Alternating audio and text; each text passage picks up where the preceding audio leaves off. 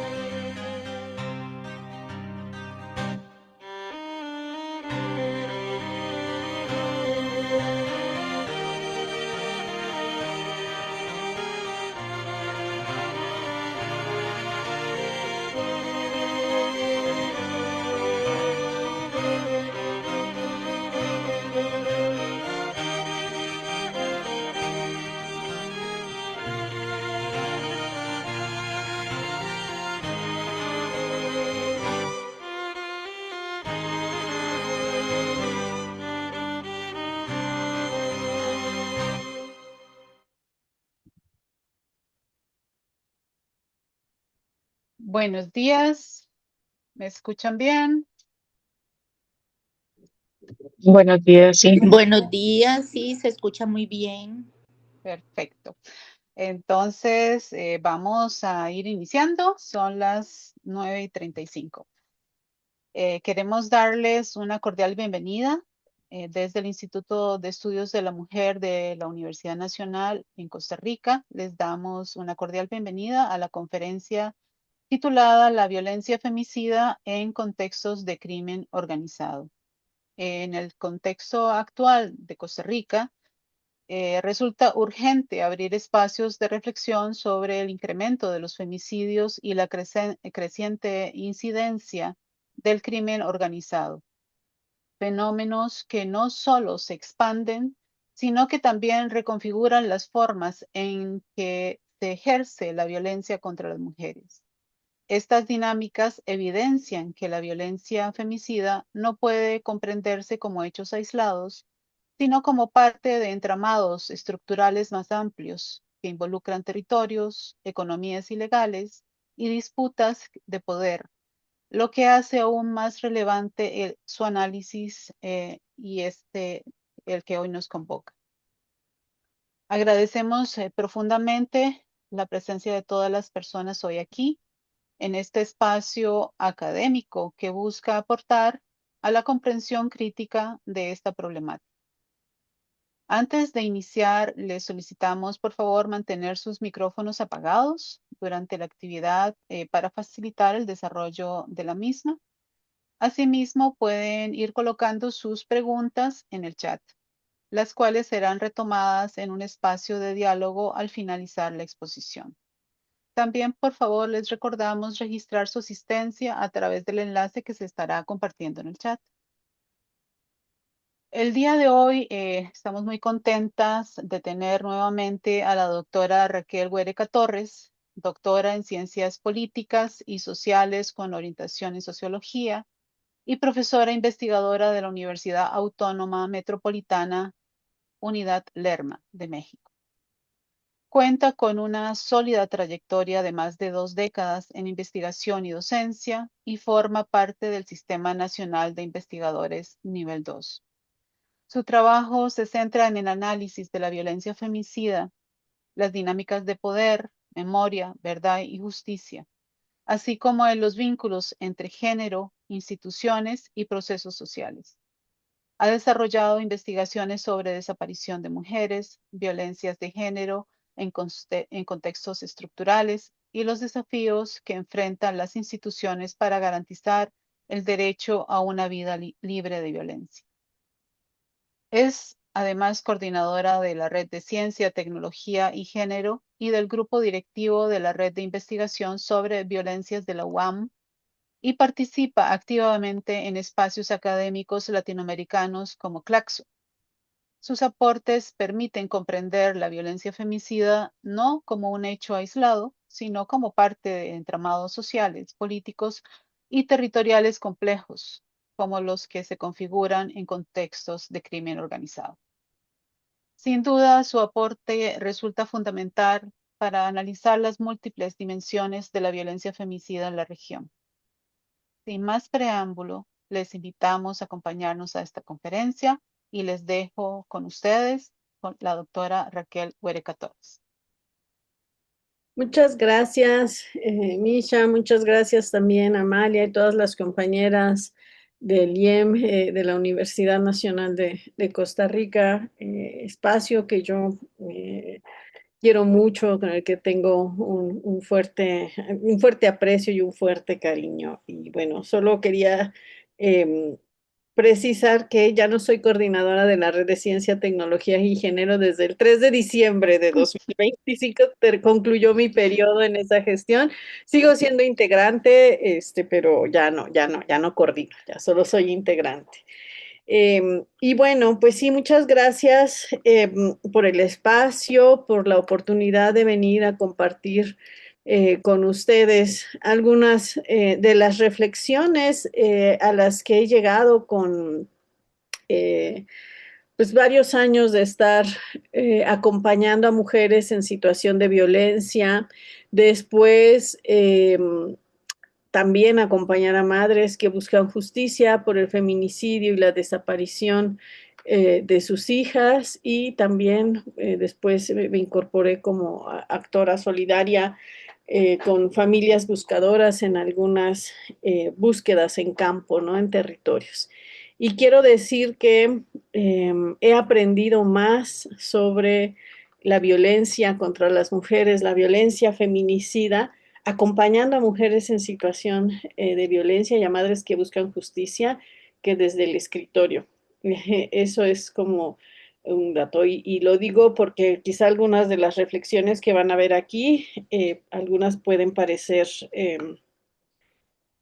pues poco vinculadas a cuestiones no solo conceptuales, porque eso no es algo que no he dejado de retomar y de mantener y de seguir ahí tratando de hilvanar conceptos que nos permitan entender este oleaje tan terrible de violencia, ¿no? Sino quizá algunas afirmaciones por ahí van a sonar más activistas que académicas, pero bueno. Voy a compartir la presentación que preparé. Ahí se ve bien. Ustedes van a ver, me voy a disculpar también anticipadamente de los dedazos que puedan encontrar en la presentación. Y es que les comentaba a mis compañeros, me emocioné mucho con el notebook y lo que puede hacer gráficamente en presentaciones, que bueno, cuando resaltaba cosas del documento que preparé para esta sesión, pues obviamente se me iban ahí algunos dedazos, ¿no? Entonces, bueno, pues sin más preámbulo, voy a iniciar la presentación. Perdón, Raquel, nada más Dime, póngala. Ah, sí, ya la diste. ya, Nada, ya, nada. Todo bien. sí, bien. Bueno, hay una precisión conceptual que quiero hacer para arrancar, ¿no? Y es que violencia feminicida no es sinónimo de feminicidio. Son dos conceptos diferentes. La violencia feminicida puede culminar en el asesinato o la muerte violenta de una mujer por razones de género. Sin embargo, esto no es un sinónimo, ¿no? O sea, cuando decimos violencia feminicida, estamos hablando de, pues, la definición que existe en nuestra Ley General de Acceso de las Mujeres a una vida libre de violencia, que se promulgó en 2007 y que es una ley paradigmática en México porque fue redactada, fue impulsada por Marcela Lagarde, quien en ese momento era diputada federal. Tuvo como antecedente, o sea, cada artículo que se redactó en esa ley tuvo como antecedente el primer diagnóstico nacional que se hizo desde la Cámara de Diputados para fue un diagnóstico nacional sobre el asesinato y desaparición de niñas, adolescentes y mujeres en México, ¿no? Y, y bueno, esto tiene otros antecedentes, ¿no? Ciudad Juárez como el primer lugar en México en el que surge pues todo un movimiento antifeminicida, ¿no? Y que este diagnóstico coordinado por Marcela Lagarde pues mostró que ahí no era el punto más álgido de la violencia contra las mujeres. Pero cuando hablamos de violencia feminicida, pues se refiere a todas las formas de violencia, las actitudes, comportamientos que tienen eh, como base y como expresión las conductas de odio y discriminación de las mujeres, ¿no? Que incluyen prácticas machistas, negligencia institucional, violencia institucional, en fin. Lo característico de la violencia feminicida es que implica también una omisión y una impunidad social, ¿no? Y bueno, pues dicho esto, ay, no sé por qué no me está dejando, a ver, vamos a ver aquí, ahí está.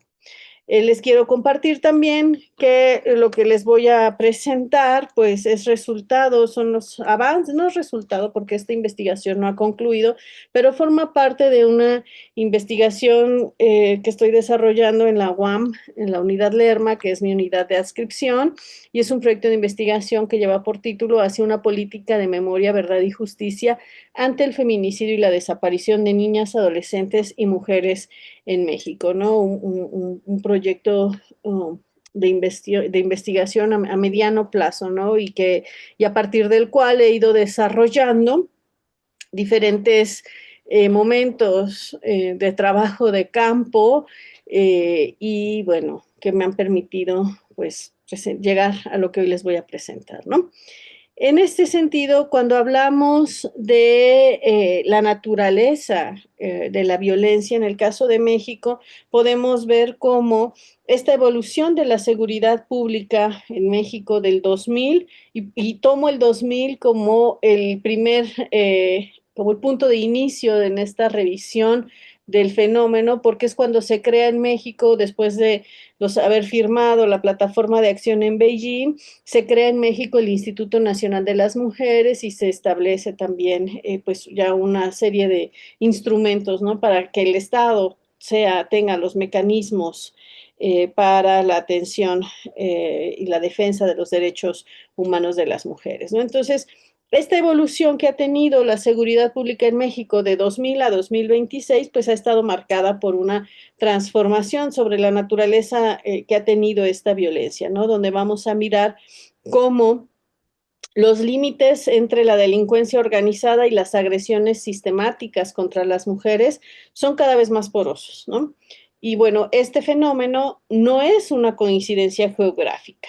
Esto es algo como muy importante, ¿no? El fenómeno de la violencia feminicida en los contextos de crimen organizado no son coincidencias geográficas, es una convergencia estructural donde podemos ver cómo opera el control territorial, lo que hoy se denomina como gobernanza criminal, y la comunicación simbólica entre los grupos delictivos que van a utilizar el cuerpo de las mujeres como un instrumento de guerra y dominio.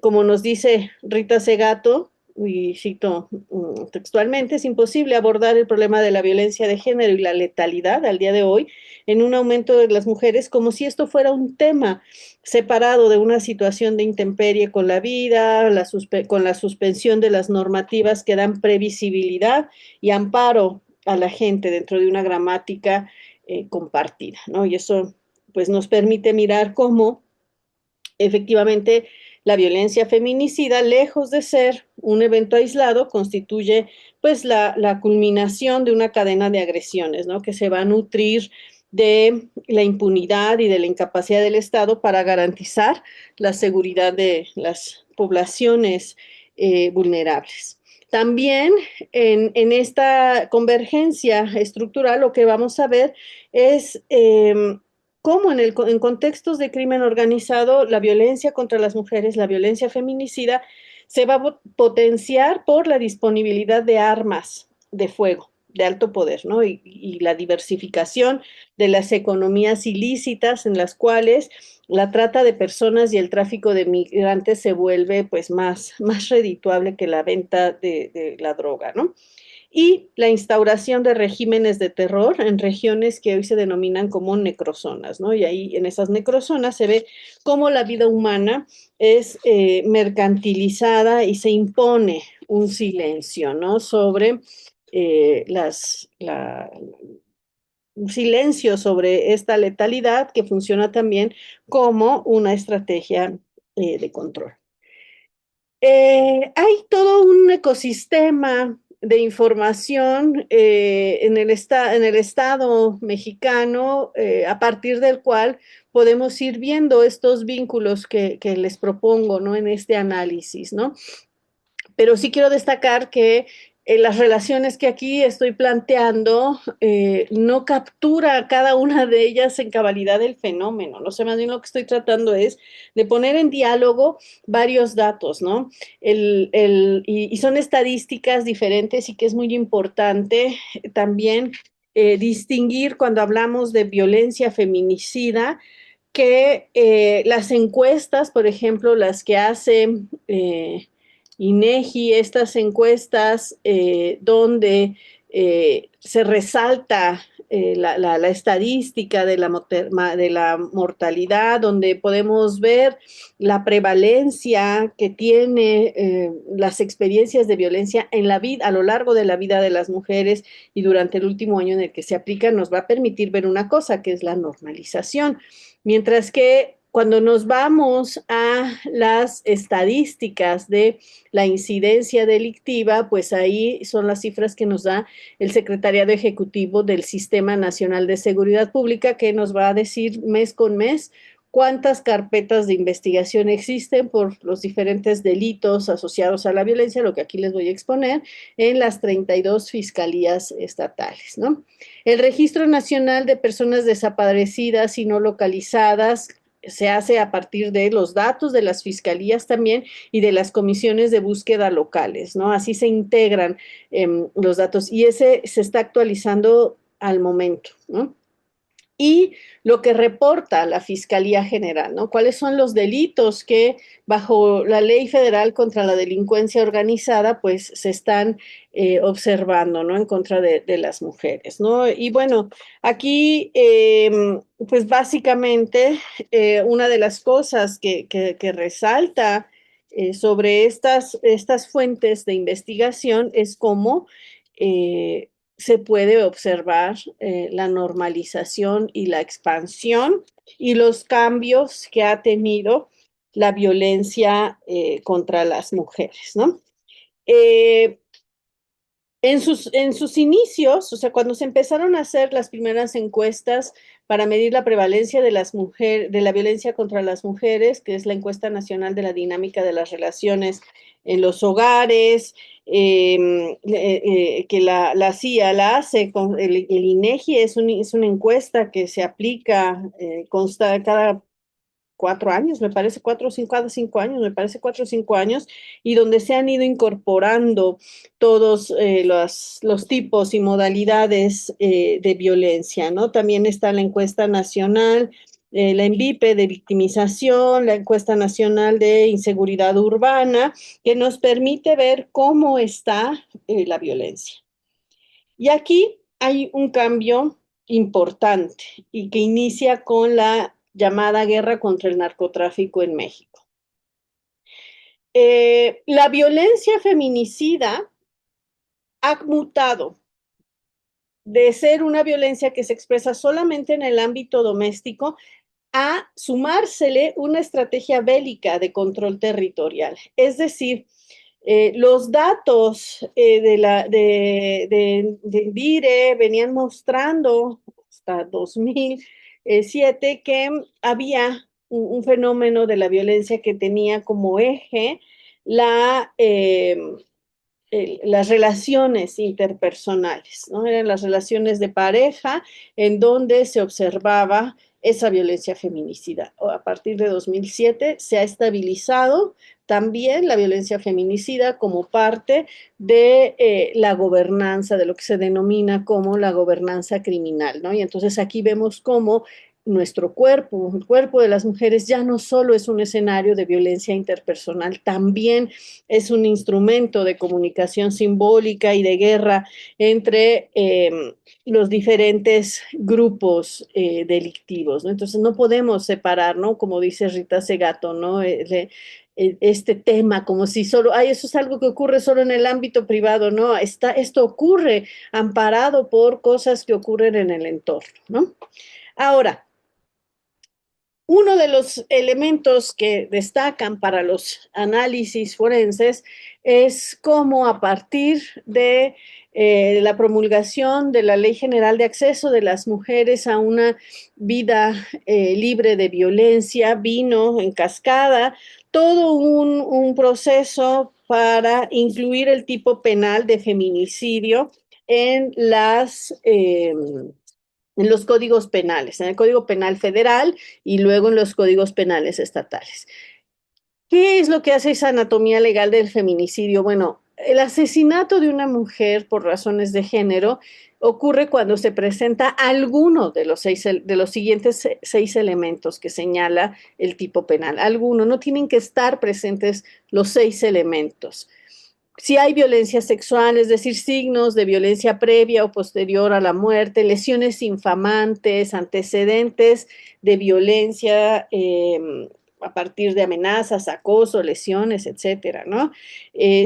¿Cuál era el tipo de relación que existía entre las partes? Si había una relación de confianza entre las partes. La incomunicación, que es la privación de la libertad previo a la muerte, al asesinato de una mujer, y la exposición pública del cuerpo, ¿no? Que esto funciona en los términos que ya había planteado Rita Segato en las pedagogías de la crueldad, ¿no? Y en las estructuras elementales de la violencia, para decir cómo esto es un mensaje para las mujeres y para los hombres, ¿no? Entonces, estas definiciones, estos elementos constitutivos del feminicidio, pues permiten distinguir entre un homicidio cometido en el contexto de una disputa criminal ordinaria y un feminicidio, ¿no? Donde el crimen organizado va a utilizar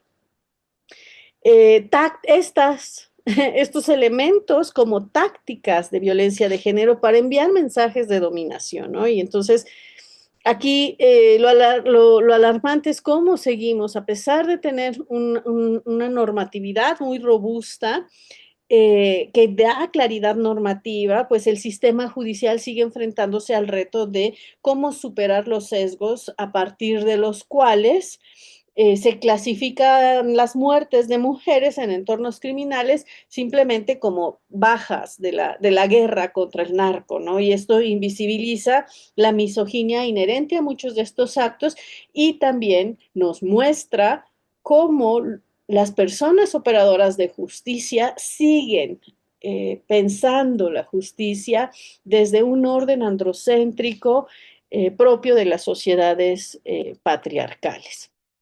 Y entonces, bueno, llegar a la cifra real es el dato, ¿no? De cómo contamos la violencia, porque además la violencia no solo la contamos numéricamente, sino también narrativamente, ¿no? Pero bueno, ahí está esto que yo les mencionaba al inicio sobre cómo vemos la mortalidad y las encuestas sobre prevalencia de la violencia, la incidencia delictiva, las desapariciones, los delitos federales y cómo todos estos están entrelazados para en estos contextos de guerra, ¿no? Que le llaman de guerra contra el narcotráfico.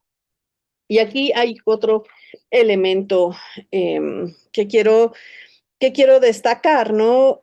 Cómo a partir de 2012, aquí está, la violencia contra las mujeres en contextos de criminalidad organizada, pues ha mostrado una evolución caracterizada por la masculinización de las tácticas de agresión y de la concentración geográfica en diferentes zonas de disputa territorial. Y vamos viendo cómo algunas organizaciones como Intersecta, que desarrolló toda una metodología, nos va a mostrar cómo se va desplazando hay un desplazamiento táctico en esta economía criminal donde las mujeres morimos cada vez más bajo las lógicas de guerra y los sicariatos, ¿no? Entonces, las muertes esto se puede mirar en los documentos, en los resultados estadísticos, a partir de cómo las muertes violentas y la letalidad, la trayectoria histórica de la desaparición, los perfiles de vulnerabilidad y trata, los focos rojos territoriales, la instrumentalización del armamento y los ataques contra buscadoras, pues van a converger de manera estructural para hacer del cuerpo de las mujeres un territorio de guerra y gobernanza criminal, ¿no? O sea, las cifras oficiales nos mostraron cómo se ha ido estabilizando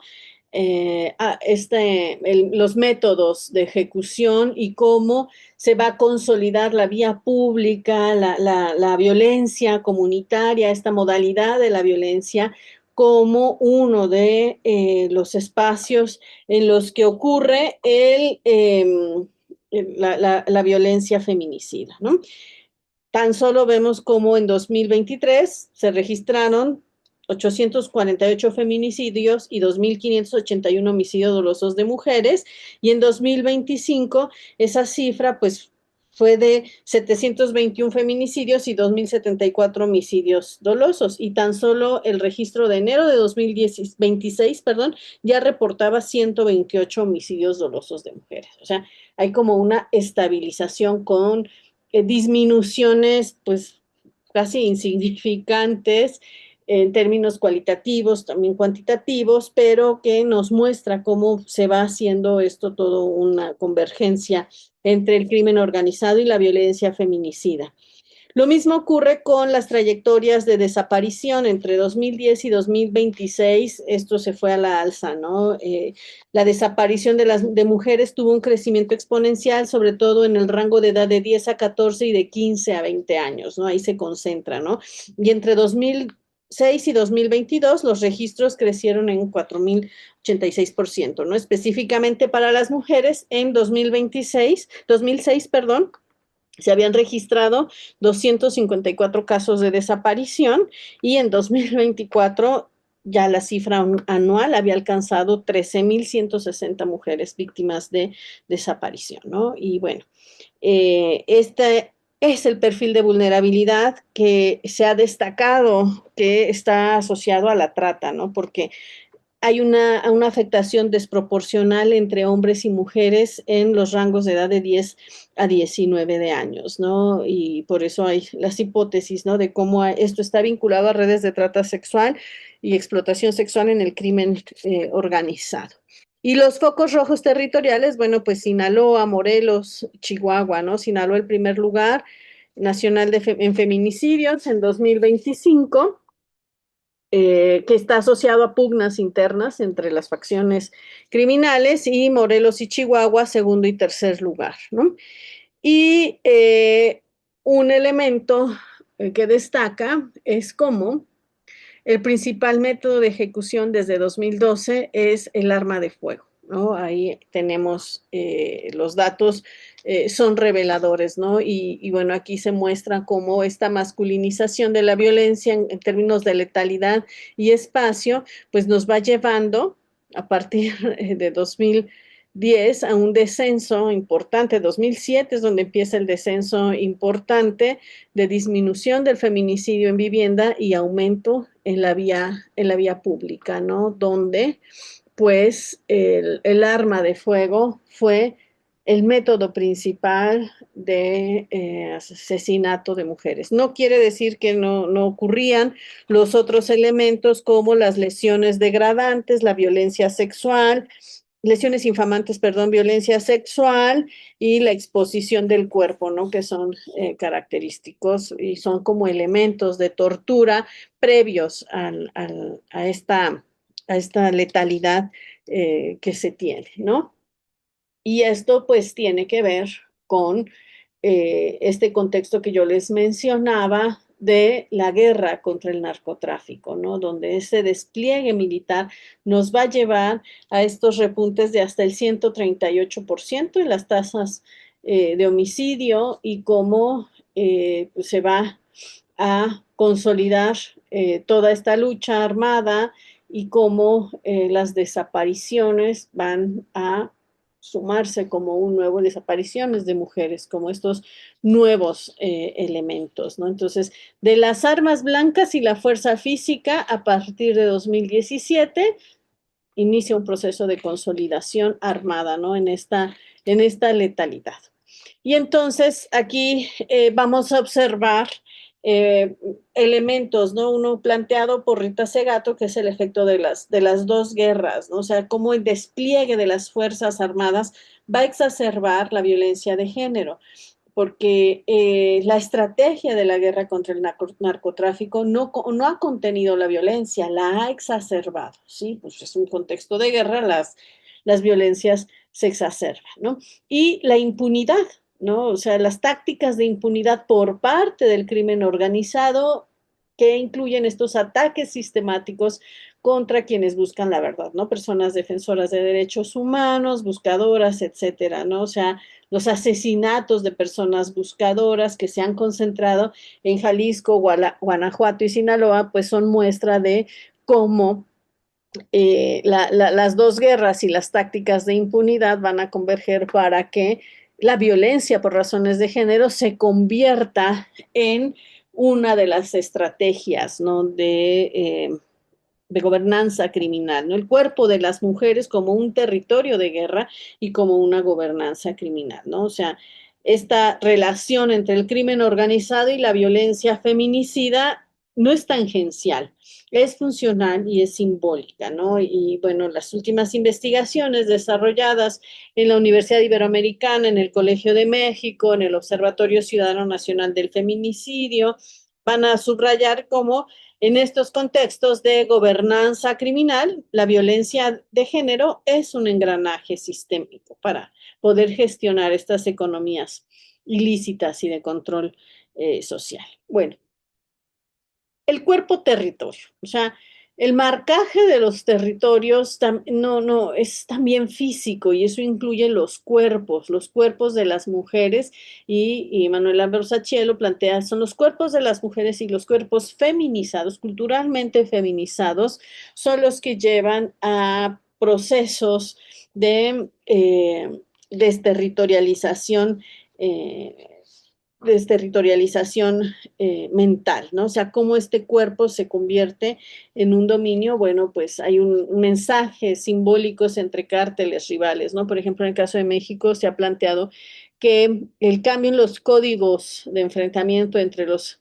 cárteles de la droga tuvo un giro importante cuando a Álvarez Félix le envían la cabeza de su esposa, ¿no? Entonces comienzan, antes, lo que antes implicaba no incluir a las redes de parentesco en estas tácticas de guerra, comienza a formar parte de ese lienzo de comunicación, ¿no? Esos mensajes simbólicos entre cárteles rivales, la herramienta del terror, ¿no? Que implica esta exposición de los cuerpos en la vía pública con lesiones infamantes, con huellas de violencia sexual, pues van construyendo una herramienta de terror que va a imponer el silencio y la obediencia comunitaria por estos horrores visibles, ¿no?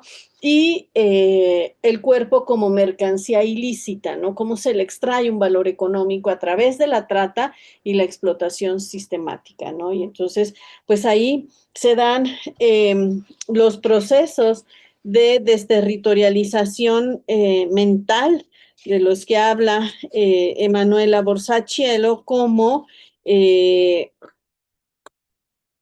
miedo va a producir una geografía del terror, ¿no? Y eso implica usar los cuerpos de las mujeres. Las necrozonas, hace algunas diapositivas les hablaba de estas zonas denominadas necrozonas por la alta letalidad que existe contra sus poblaciones, y está Sinaloa, Colima, Guanajuato, que tienen como elementos específicos, ¿no? Eh, Sinaloa, pues, no, primer lugar nacional en víctimas de feminicidio, y donde vamos a ver cómo el móvil es la fragmentación y las disputas de cárteles, y pues aquí vamos a observar las manifestaciones de las ejecuciones directas, las desapariciones, las femidesapariciones y los feminicidios. Colima como la parte de un control logístico, ¿no? Seguimos ahí en el Pacífico, y ahí, pues, ahí están las tasas más altas de homicidio, control de ciertos puertos, la violencia armada dentro también de conflictos comunitarios y domésticos, y Guanajuato como un espacio de muerte sistemática en lo que también Emanuela Borsacielo ha denominado como las ciudades Juárez contemporáneas, ¿no? O sea, y ahí pues hay un narcomenudeo, la violencia como un castigo colectivo a las comunidades, el robo de hidrocarburos y los feminicidios absolutos ocupan el tercer lugar en esta entidad en esta entidad federativa. Les iba a decir feminicida, bueno, sí también, pero entidad federativa.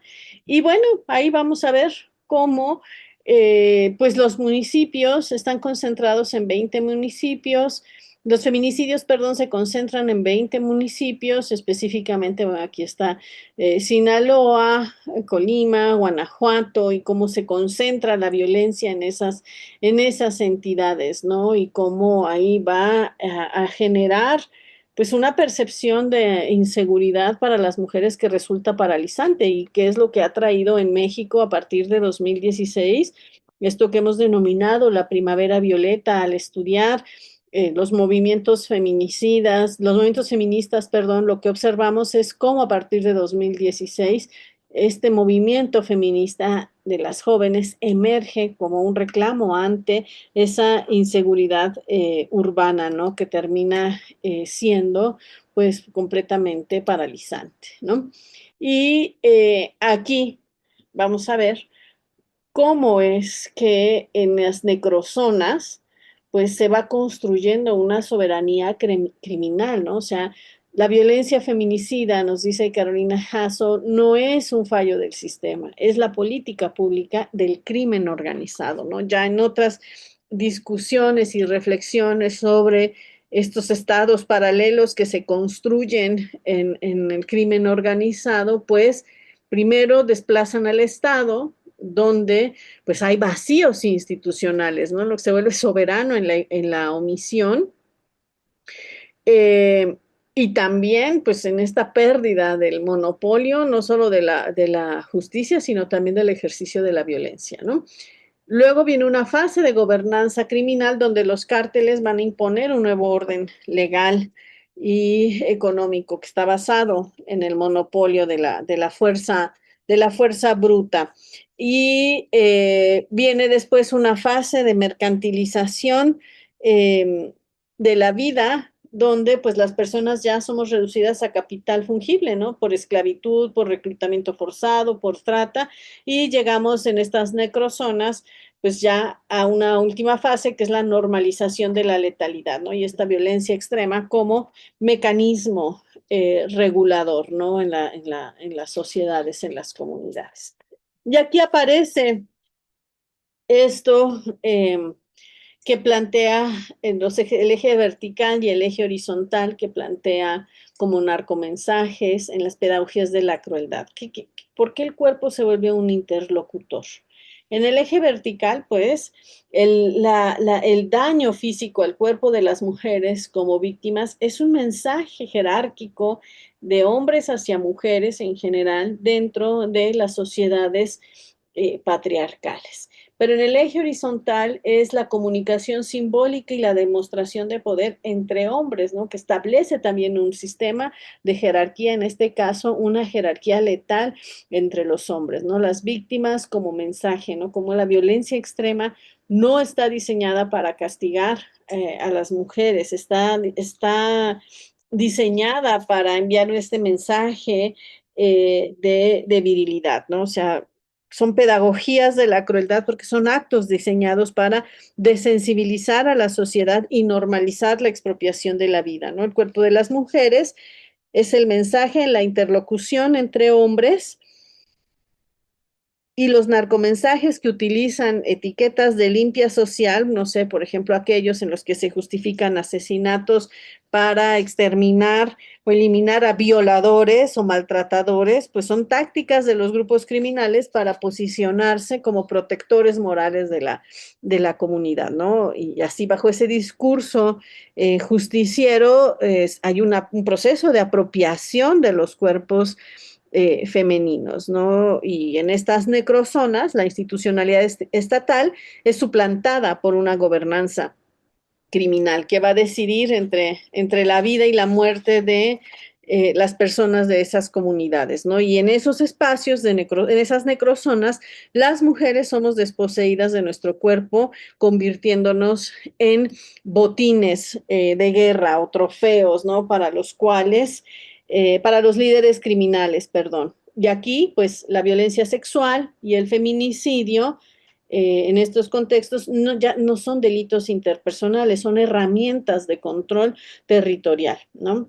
Se impone, por lo tanto, una soberanía paraestatal, con la capacidad de dañar impunemente el cuerpo de las mujeres en un territorio, es el que va a sellar el pacto de poder entre los miembros de la organización criminal y las economías de la muerte, ¿no? Así vamos a ver cómo el feminicidio va a convivir con la trata, la desaparición. Cuando una mujer desaparece, el crimen organizado pues va a integrarla a redes de esclavitud sexual o servicios domésticos forzados en casas de seguridad. En fin, hay varias análisis hechos por diferentes organizaciones defensoras de derechos humanos y acompañantes también de víctimas, ¿no? Perdón. Y bueno, como hay una serie de explicaciones, ¿no? Sobre estos continuos de la violencia, ¿no? Como desde la explicación de cómo ocurre en el espacio social, en el espacio comunitario, la violencia feminicida, pues nos ha permitido ver, pues desde las primeras aportaciones de Julia Monarres Fragoso, perdón, ahí está mal el año, es 2004, feminicidio sexual sistémico, ¿no? Donde ella va a mostrar cómo esta forma de violencia contra las mujeres, pues es específica, ¿no? Porque tiene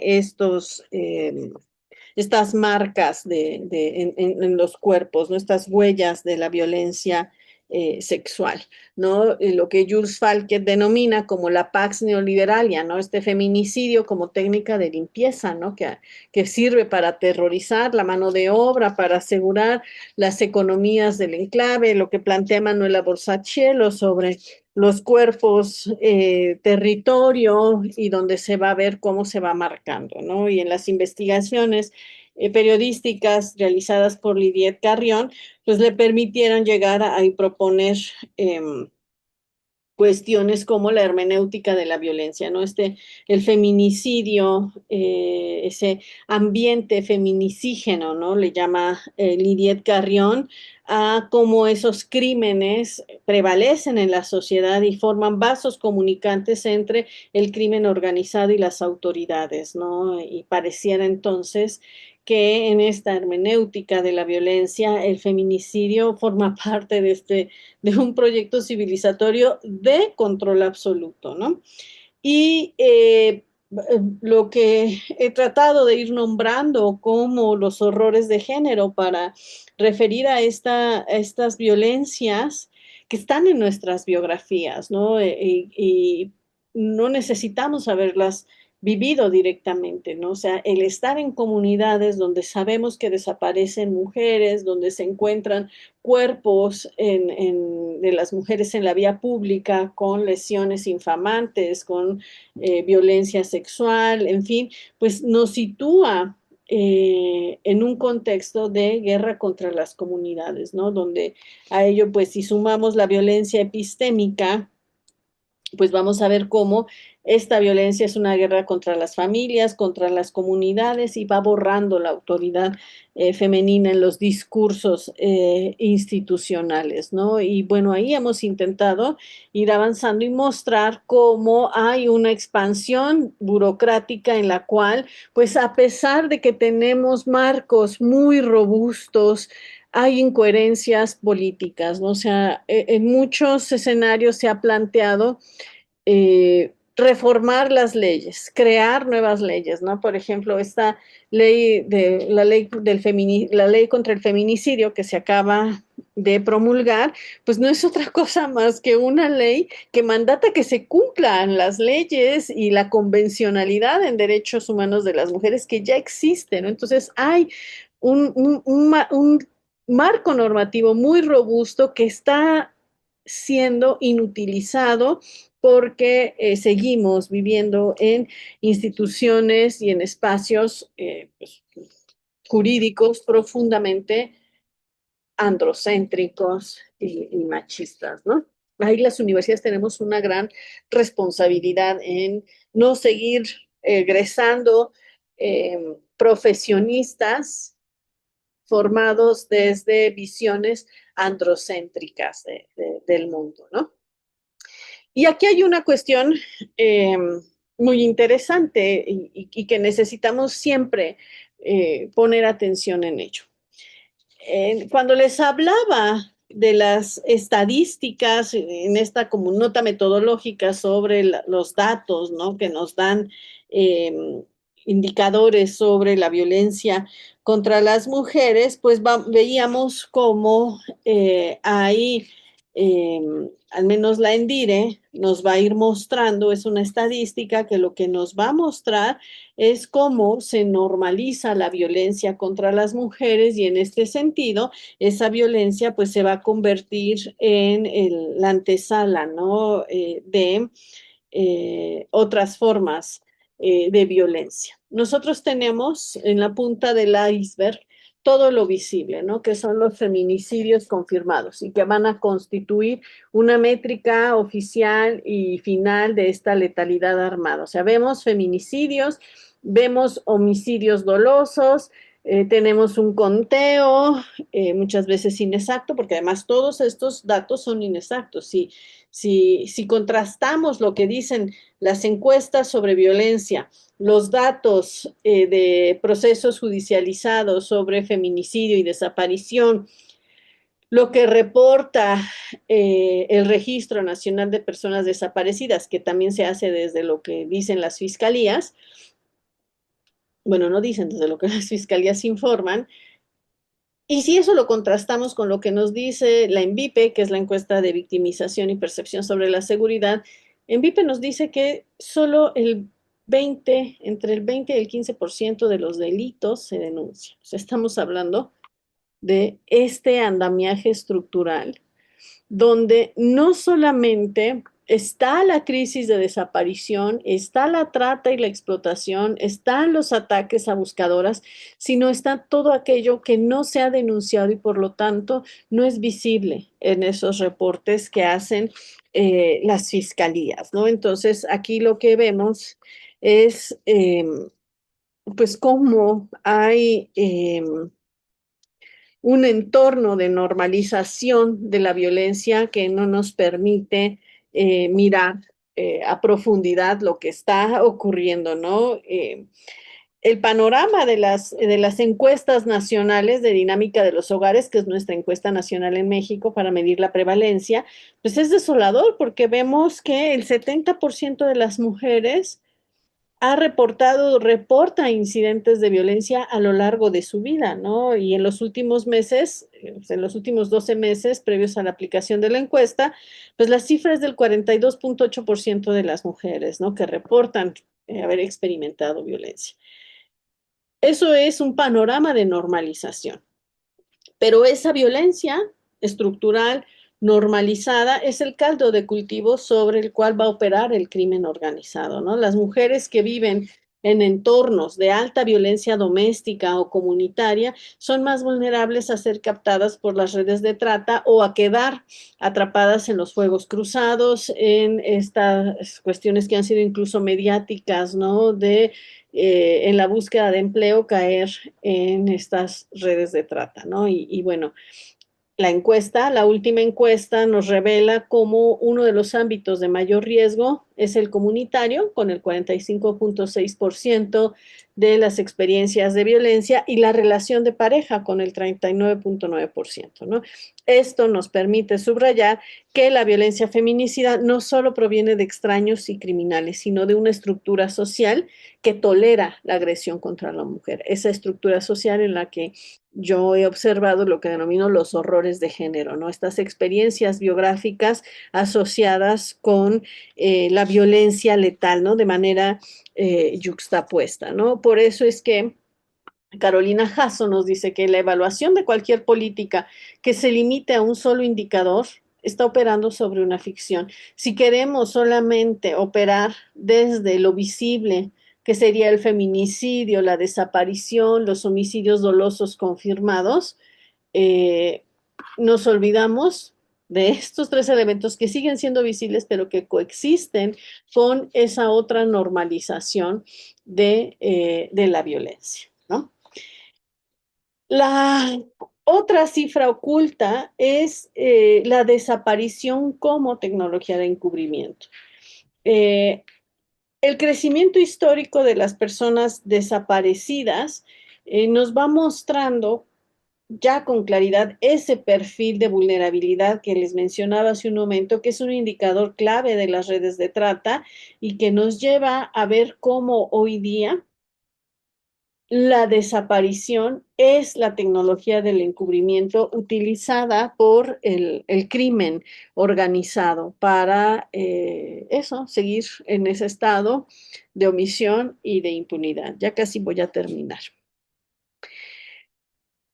La violencia y el feminicidio contra las buscadoras también es hoy un elemento que destaca porque mantiene la impunidad, porque mantiene el silencio, porque en este complejo ecosistema de violencia criminal en México, pues las mujeres que buscan a sus familiares desaparecidos, pues han emergido como un actor político y social de gran relevancia, ¿no? Pero también uno de los más vulnerables, o sea, porque ir a tierra, a campo, a buscar, no todas las veces se va acompañada de, pues, el aparato judicial. Y entonces, el feminicidio de buscadoras también es una manifestación extrema de la violencia del crimen organizado que les permite garantizar su impunidad y que esto siga, es un castigo, ¿no? A quienes buscan justicia. Entre 2010 y 2025 se documentaron al menos 33 asesinatos de personas que realizaban labores de búsqueda, la mayoría de ellas mujeres. De esos crímenes, 21 ocurrieron a partir de 2021, ¿no? Esto indica que hay una aceleración en la represalia criminal contra estos colectivos. Jalisco, Guadalajara y Sinaloa son las entidades federativas que concentran la mayor cantidad de esas agresiones, ¿no? Asesinar a una madre buscadora no solo elimina a quien investiga, sino que destruye el tejido de solidaridad de los colectivos, ¿no? Y deja a familias enteras en una doble orfandad, ¿no? El desaparecido original y la madre asesinada, ¿no? Y bueno, pues ahí se van manteniendo estas geografías del terror, ¿no? ¿Y qué podemos hacer para romper este ciclo de la crueldad, ¿no? O sea, a este horizonte casi utópico en el que nos miramos con una meta de cero feminicidios, ¿no? ¿Cómo llegar al cero feminicidios, ¿no? Y esto implica, pues, trascender lo policial, ¿no? Y confrontar los poderes fácticos, ¿no? Que se alimentan de esta expropiación del cuerpo femenino. Y bueno, la estadística de la incidencia delictiva asociada al crimen organizado y su relación con la violencia feminicida, al menos de 2020 a 2026, pues nos muestra un panorama de desafíos estructurales profundos, ¿no? Aunque haya una narrativa oficial que destaca reducciones porcentuales en el homicidio doloso, la realidad territorial muestra una mutación de la violencia hacia formas más complejas y menos visibles, como la desaparición, la trata. La violencia feminicida en México ya no podemos analizarla como un fenómeno doméstico, se ha convertido en una pieza funcional de la economía criminal y de la gestión del terror territorial. La consolidación de las necrozonas, donde el Estado ha perdido el monopolio de la violencia, pero también el monopolio de la justicia, exige respuestas que trasciendan lo policial. Por ello, consideramos que es un imperativo, primero, desvincular la investigación de género de la narrativa criminal, ¿no? O sea, esto implica evitar que los feminicidios sean descartados preventivamente como ejecuciones de la delincuencia organizada. Eso invisibiliza algo que se nombra como misoginia armada, ¿no? Fortalecer el presupuesto con perspectiva de género implica pues revertir recortes que han debilitado los mecanismos de protección y las alertas por violencia de género contra mujeres en los estados más violentos. Aquí, un breve paréntesis, ¿no? El Estado mexicano adolece de una política gubernamental, una política pública para prevenir, atender, sancionar y erradicar la violencia contra las mujeres. Se ha hecho de las alertas, que es un mecanismo establecido en la ley general para atender de manera urgente territorios con altos índices de violencia feminicida, se ha convertido en la política. Y entonces, si a eso le sumamos que se va recortando el presupuesto que tienen estas alertas para poder operar los mecanismos que se les imponen para garantizar el restablecimiento de la seguridad de las mujeres en ese territorio, pues sigue debilitando. Otro elemento importante es la protección de los colectivos de búsqueda, ¿no? O sea, reconocer a las buscadoras como defensoras de derechos humanos, reconocer a las madres que luchan por la justicia ante el feminicidio y desaparición de sus hijas y garantizar su seguridad frente a las represalias de los carteles es un elemento fundamental para reconocerlos como un frente contra la impunidad en las necrozonas. Y bueno, también atender la violencia digital y el reclutamiento forzado implica intervenir de manera temprana en esos espacios donde las mujeres y adolescentes son captadas por la criminalidad. Hoy día, las diferentes expresiones del ciberacoso forman parte del reclutamiento forzado y de la desaparición, ¿no? Entonces, pensar esa meta de 0 feminicidios que hoy la Administración Federal plantea, pues requiere una voluntad política inquebrantable, ¿no? A partir de la cual se puedan enfrentar esos poderes fácticos que alimentan la violencia, ¿no? La estadística oficial, si bien muestra avances en la sistematización de datos, si bien nos permite observar algunos descensos estadísticos que, insisto, son cuestionables porque no nos queda claro cómo, por qué hay menos feminicidios y más homicidios dolosos. Es decir, qué llevó a un juez a determinar que un caso era un homicidio doloso y no un feminicidio. ¿Qué pasa con las otras estadísticas sobre violencia? ¿Y por qué y cómo podemos atender esas otras violencias que no se denuncian, ¿no? Y entonces todo esto es un recordatorio de la urgencia de justicia para miles de víctimas, ¿no? Que este sistema no ha logrado ni contabilizar debidamente y tampoco proteger, ¿no? Y aquí, pues, en estos andamiajes, pues nos hace falta que este sistema nacional de prevención, atención, sanción y erradicación de la violencia sea realmente el elemento central que nos permita intervenir con prontitud en estas formas y que nos permita desde la prevención y la atención, pues poder reconstruir una poder reconstruir esos tejidos sociales, ¿no? O sea, esta convergencia que tiene la gobernanza criminal con la violencia feminicida, pues también requiere respuestas multidimensionales, ¿no? Que permitan mirar qué hacemos con el crimen organizado, cómo ese crimen organizado ha instrumentado también violencia de género y cuáles son las contramedidas que ha tomado el Estado, ¿no? Se tienen que desmantelar esas estructuras y esas amenazas estructurales, ¿no? Que nos conduzcan a desmantelar esta economía del terror, porque la violencia feminicida, como nos dice Adriana Esteves, no es un colapso del orden. En México contemporáneo es el orden criminal en sí mismo, ¿no? O sea, ya sabemos, la estadística ya nos ha comprobado que esta economía del terror no es una violencia doméstica.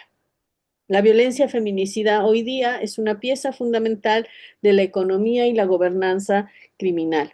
que ha sido impulsada por el armamento de alto poder. O sea, que en la estadística veamos que a partir de 2007 se va a estabilizar las armas como el instrumento letal contra las mujeres, nos está dando un dato importante, ¿no? El espectro continuo, ¿no? O sea, abordar el feminicidio es intervenir necrozonas, detener el reclutamiento forzado, frenar eso que mal denominado como epidemia de desapariciones. Y es mal denominado porque cuando patologizamos la violencia, dejamos de comprender la violencia como una expresión de la desigualdad. No es que a la gente se le meta un virus o una bacteria y de pronto comienza a actuar violentamente. O sea, no, o sea, lo que se llama como epidemia de desapariciones o epidemia de violencia patologiza elementos que nos están impidiendo ver cómo la violencia es una expresión de la desigualdad. Y el mandato del Estado, ¿no? O sea, estas reformas institucionales solo van a poder trascender cuando el Estado vaya recuperando esta soberanía territorial, ¿no? Y se vaya abandonando la omisión sistemática que existe en las, no sé qué le piqué ahí, algo le piqué ahí como grabar, espero no estar haciendo una grabación sobre su grabación, perdón. Eh, Detener esas omisiones sistémicas, ¿no? Y bueno, pues yo con eso concluiría eh, lo que les comparto hoy sobre la violencia feminicida en los contextos de crimen organizado, porque me parece que es un tema urgente en la región. El avance de estas economías criminales nos lleva a mantener la alerta, o sea, la alerta en términos de mantener el foco, la visión sobre la necesidad de seguir previniendo y atendiendo la violencia contra las mujeres para desmantelar esos discursos y esas narrativas donde las mujeres seamos vistas como daños colaterales o esta criminalización de las mujeres como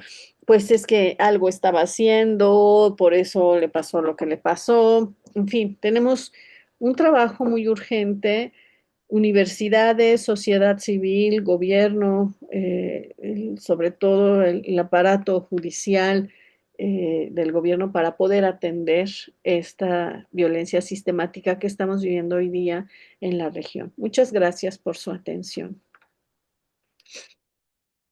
Muchas gracias, Raquel.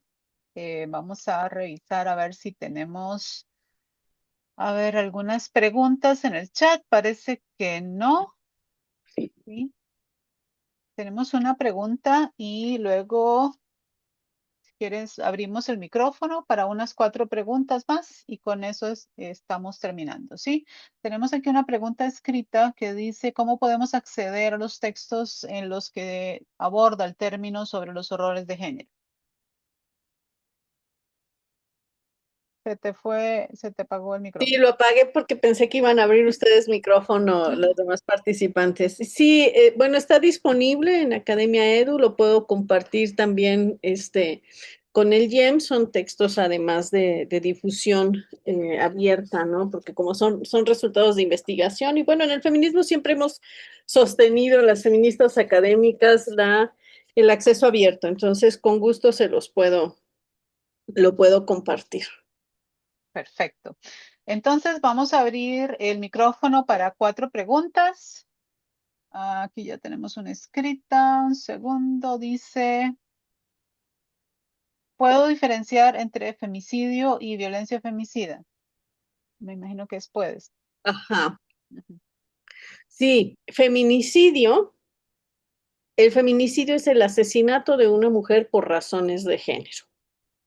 Y la violencia feminicida es un concepto que se refiere a el conjunto de conductas misóginas, machistas que ocurren en entornos de omisión e impunidad social, gubernamental, jurídica y que pueden culminar en la muerte violenta de una mujer. Es decir, En el concepto de violencia feminicida, lo que estamos observando es cómo todos los tipos y modalidades de violencia contra las mujeres existen de manera yuxtapuesta en un entorno de omisión social, de permisividad social. Hay una normalización de la violencia contra las mujeres que no necesariamente culmina en su muerte violenta, pero puede llevar a ello. Y cuando se habla en el concepto de violencia feminicida sobre que puede culminar en la muerte violenta de una mujer, se incluye también el suicidio, el suicidio motivado en relaciones violentas, ¿no? El suicidio que tiene raíces en contextos de violencia continuada contra las mujeres.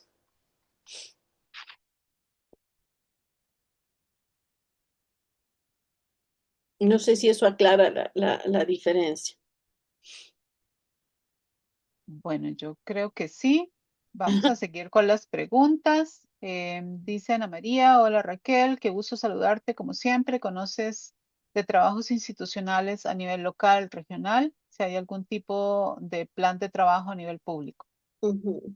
Bueno, los trabajos institucionales a nivel local y regional han estado concentrados prioritariamente en el trabajo de las alertas, es decir, la Ley General de Acceso a las Mujeres a una Vida Libre de Violencia estableció la alerta por violencia de género contra las mujeres como un mecanismo urgente que permita garantizar y restablecer medidas de seguridad, medidas de justicia, medidas de protección de las mujeres en territorios específicos, ¿no? Y eso trajo consigo que a nivel local y regional se establecieran grupos multidisciplinarios en los que intervenían gobierno federal, gobierno estatal, gobierno municipal, comisiones nacionales y estatales de derechos humanos, académicas, organizaciones de la sociedad civil que se les permitió hasta la reforma en 2019, 2020, no recuerdo, que fue el momento en el que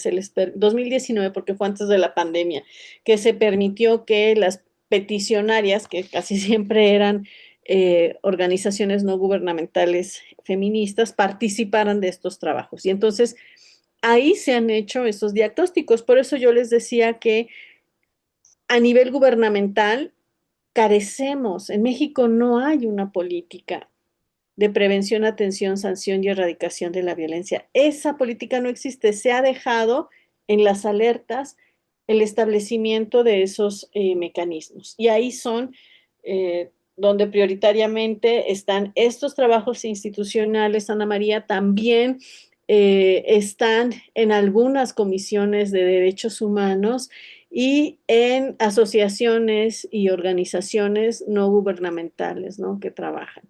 Planes de trabajo a nivel público, pues hasta ahora queremos ver qué va a terminar o cuál va a ser el destino del área de atención a la violencia contra las mujeres en la Secretaría de las Mujeres recientemente creada. También esta nueva ley contra el feminicidio que se promulgó en México, pues es una ley que dice que se cumplan las leyes que ya existen. Entonces hay como, no hay claridad. Yo no he encontrado claridad en planes de trabajo. Gracias. Nos dice Davy, buenos días, no recuerdo si fue mencionado, pero ¿existen protocolos específicos para investigar violencia feminicida, perdón, vinculados al crimen organizado? Así con ese nombre, no, pero sí hay protocolos para investigar la violencia feminicida. En el caso de México, pues desde la Suprema Corte de Justicia se han establecido protocolos para incluir la perspectiva de género en el análisis e investigación de asesinatos de mujeres, ¿no? Y esto ha llevado a incluir eh, estas prácticas del crimen organizado en los protocolos. Tenemos también, Noelia escribe, ¿cómo se desmonta el mito o se diferencia de que la violencia es indiscriminada, ya afecta tanto a hombres como a mujeres dentro del crimen organizado? Más o menos eso. ¿Cómo desmontar? Híjole, pues en esas estamos desde hace como 10 años. A ver, efectivamente, hay una narrativa social que forma parte de esa impunidad y omisión social y comunitaria en la que se dice que la violencia es generalizada, no solamente es contra las mujeres, es más, la violencia es mayor contra los hombres. Y sí, si vemos las estadísticas, desaparecen, por ejemplo, más hombres que mujeres. En los homicidios y muertes violentas también son más hombres que mueren de manera violenta. Pero cuando nos metemos al análisis fino de esos datos, ¿qué es lo que observamos? Que estadísticamente son hombres matando a otros hombres, matando mujeres, cometiendo el suicidio, por ejemplo, masculino, y es incluso es más alto y más violento que el suicidio femenino. O sea, los hombres cuando se suicidan lo hacen de formas más violentas que las mujeres, ¿no? Arrojarse a las vías del metro, de puentes, a los carros, dispararse, etcétera, ¿no? Eh, y sí, efectivamente, hay mujeres que matan hombres, que matan a otras mujeres, y que cuando esto ocurre se sobremediatiza y funcionan como distractores de problemas de desigualdad estructural entre hombres y mujeres. Porque si no miramos justamente cómo la masculinidad hegemónica, la masculinidad hegemónica que está en nuestra socialización de género, tiene que ver con la formación de un sujeto violento o al menos con la capacidad, la potencia para ser violento, no estamos mirando esa supuesta violencia indiscriminada. Si no observamos esa letalidad y esas marcas de género que tienen que ver con la siguiente pregunta que está en el chat, ¿no? De diferenciar entre, eh, perdón, la pregunta que estaba en el chat sobre la violencia feminicida y el feminicidio. Si dejamos de mirar como previo al asesinato de una mujer hay lesiones degradantes, hay violencia sexual, hay incomunicación de la víctima, no estamos mirando esa violencia feminicida, no estamos mirando esa violencia contra las mujeres como un elemento estructural de las sociedades patriarcales. Entonces, ahí pues sí, ya sabemos, ¿no? Decían, no todos los hombres, ¿no? Siempre nos decían, sí, no todos los hombres, pero vemos, por ejemplo, ¿cuántos fueron? 62 millones o no sé cuántos hombres que estaban en esta academia de violación, cuando surgió el caso de Giselle Perot, eran hombres, en fin, hay un elemento estructural en estas formas de violencia que se reproduce incluso en los entornos de crimen organizado, ¿no? Ya como parte del conflicto entre los hombres que participan en estas redes criminales. ¿Cómo se desmonta? Pues en eso estamos. Lo primero es no reproducir narrativas que invisibilizan esta violencia. Y eso no quiere decir que no exista, ¿no? Sí, sí existe, ya sabemos que también hay mujeres asesinas, pero cuando revisamos estas cuestiones estadísticas, ahí es donde vemos la desigualdad estructural. Gracias, Raquel. Tenemos otra consulta. ¿Cómo puedo diferenciar los términos femicidio y feminicidio? Es que eso refieren a lo mismo. Hay en algunos países, sé que en Costa Rica ustedes, el término jurídico es femicidio, lo mismo en Argentina. En inglés, pues las criminólogas que hicieron todo este análisis hablaban femicide, o sea, hay una cuestión lingüística. La elección que hizo Marcela Lagarde para denominarlo feminicidio era para enfatizar que es el asesinato de una mujer por ser mujer. No es solamente feminizar el término homicidio por femicidio. Ella, la intención que tenía era remarcar que era el asesinato de una mujer por ser mujer. Gracias, Raquel. Tenemos acá una última pregunta, o dos preguntas más, creo. Una es de Carla, que nos consulta, ¿qué respuestas han obtenido de la institucionalidad al consultar los motivos de recategorización de femicidio a homicidio?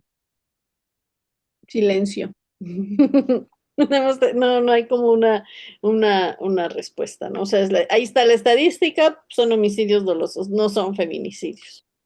En las reuniones donde están las fiscalías, cuando se revisan los avances en las alertas, en las acciones implementadas en las alertas, eh, pues se les pregunta, ¿no? ¿Por qué? ¿Cuáles son los elementos a partir de los cuales no se está siguiendo el mandato de la Suprema Corte, que ya dijo en el protocolo para el feminicidio que todas las muertes y asesinatos de mujeres deben investigarse judicialmente como feminicidio? Entonces, no sabemos por qué unos son homicidios dolosos y otros son feminicidios. Gracias, Raquel. Tenemos acá la pregunta. Perdón, se me movió. Ya no sé ni qué, para dónde iba. Aquí está. De Ana María, dice Raquel, ¿y sabes si hay datos sobre femicidios que consideren nacionalidad, como para saber, por ejemplo, vínculo de trata internacional? Digamos, como alguna lectura de cómo estos necrolugares tienen alcance de violencia local, regional, internacional. Sí, en CLADEM se han hecho informes sobre el feminicidio, la desaparición vinculados a la trata con fines sexuales y ahí hay información sobre la nacionalidad de las mujeres asesinadas. Es CLADEM quien ha hecho el informe. Perfecto, gracias. Vamos a buscarlo. Tenemos también otra pregunta que dice, ¿podríamos decir que la legitimidad social del crimen organizado en algunas comunidades y los distintos medios de comunicación, como series, novelas, narcocorridos, etcétera, funciona como un mecanismo que encubre y perpetúa la violencia femicida? Y en ese sentido, ¿qué acciones concretas podrían implementarse para cuestionar y reducir la romantización de la llamada narcocultura? La segunda pregunta es la pregunta del millón. La primera, efectivamente, sí, hay una legitimidad social del crimen organizado. Una parte de la exposición yo les mencionaba cómo incluso cuando el crimen organizado hace limpias, ¿no? O sea, mata a hombres, asesina a hombres señalados como violadores, por ejemplo, en este sentido de ir generando una economía moral en esos territorios, pues estamos hablando de cómo efectivamente, más que ser un mecanismo que encubre, es un mecanismo que perpetúa la violencia feminicida. ¿Por qué la perpetúa? Porque la normaliza, ¿no? O sea, hay que mirar a Colombia en cómo han logrado esto que Alejandro Castillejo le llama el remiendo, o sea, las heridas que deja la violencia solo se pueden remendar, ¿no? Así usando una metáfora de cuando cosemos nuestra calcetita, ¿no? Porque ya se le hizo un hoyito, ¿no? O sea, solo podemos remendar el tejido social.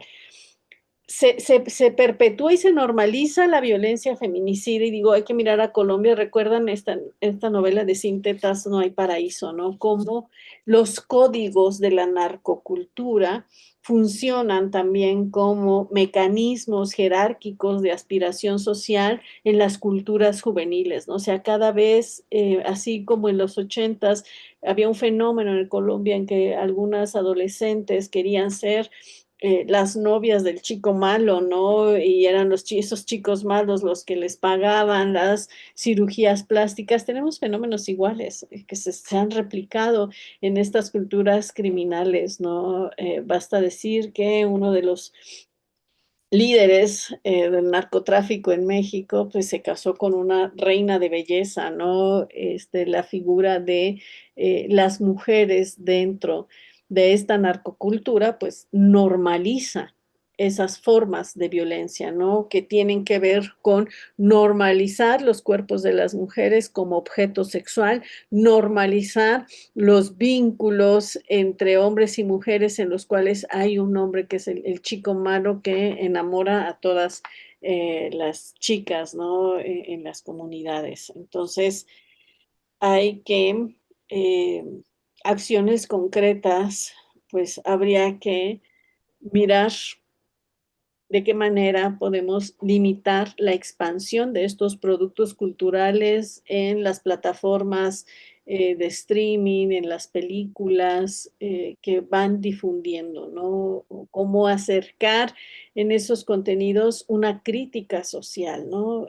Por eso les decía que la segunda pregunta es la pregunta del millón. Podemos cuestionar, tenemos muchos métodos para cuestionar, pero acciones concretas para reducir esa romantización, pues ahí tiene que intervenir el Estado, porque es el que tiene la capacidad financiera, la capacidad de penetración para detener esa normalización de la violencia feminicida. Bueno, Raquel, te voy a colocar la última pregunta que nos hace Yohit Guevara, que nos dice desde su experiencia en esos contextos, ¿qué intervención concreta ha demostrado reducir el riesgo en estos casos? La ampliación del tejido comunitario. Es decir, mientras haya más actores solidarios, actoras solidarias acompañando a las familias buscadoras en campo, acompañando a las personas defensoras de derechos humanos, acompañando a quienes acompañan a mujeres en situación de violencia, se disminuye el riesgo. Bueno, ya casi las 11, vamos a ir cerrando. Queremos, bueno, agradecer a todas las personas que estuvieron hoy aquí acompañándonos esta mañana y agradecerte a ti, Raquel, profundamente por esta conferencia que, bueno, que no solo nos comparte, digamos, herramientas teóricas y metodológicas, sino que también nos interpela desde un contexto que es urgente también para nosotras en Costa Rica. Ya que en nuestro país estamos asistiendo a un aumento sostenido en los femicidios y sobre todo también en la expansión del crimen organizado, que pues siempre lo hemos tenido, pero la violencia que estamos viendo ahora es a otro nivel. Y entonces para nosotras era importante tenerte hablando de estos temas y también porque ya no son abstractos, ¿verdad? Para nosotras. Antes veíamos a México como el referente del crimen organizado, pero resulta que ahora nosotras estamos en lo mismo. Y este tipo de reflexiones nos obligan siempre a preguntarnos por las condiciones que hacen posible estas violencias, ¿verdad? Por las omisiones institucionales y también por los desafíos que enfrentamos como sociedad para garantizar vidas dignas y libres de violencia. Desde la universidad pública, como tú lo dijiste, este llamado es muy importante y relevante. No corresponde, o sea, nos corresponde, digamos, producir conocimiento crítico, pero también comprometido, ¿verdad? No podemos hacer ciencia no situada, digamos, y menos en estas condiciones que estamos viviendo.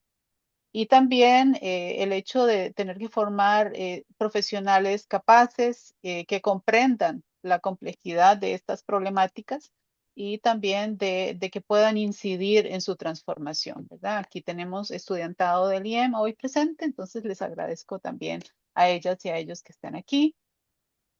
Esperamos que este espacio haya aportado a ese proceso de reflexión colectiva y que las ideas compartidas hoy nos acompañen más allá de esta sesión en nuestras aulas, en nuestras instituciones y en nuestros territorios. Muchísimas gracias nuevamente a ti y a todas las personas que nos acompañaron. Les recordamos completar la lista de asistencia y les deseamos un lindo día y un próximo encuentro hablando de estos temas.